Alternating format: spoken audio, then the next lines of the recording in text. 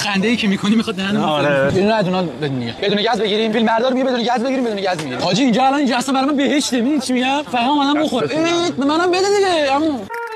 برای من بیشتره دیگه. ببین بخور. حاجی صبونه اینو من بخورم تا شب یورتمه میرم. بریم خوراکی بعدی. من این سور آخر رو میخوام بگیرم میخوام بگیرم. آره ما اینا همه رو می‌خوریم بچه‌ها. یکی از رسومات قربونت برم من بفرمایید سیب زمینی با سوسیس. بیا خوبه دیگه. ما اصل کاری رو گرفتیم دیگه دیگه. نه بده من با محمد خودش رو دیگه موتورش نمیکشه بنده خدا. من زیاد از حد بچه‌ها بار میزنم. خدا بیا پشمک این ور بازو. باری که او نیوا بهتر از من میزنه. آفرین. تمامه. بابا چرا نمیدونی؟ این مال خودم. بیا. آقا بده من. بیا پسر جون. یه ذره بده بخورم. بیا بابا بیا بخور. تونستم من خواهم بگیرم.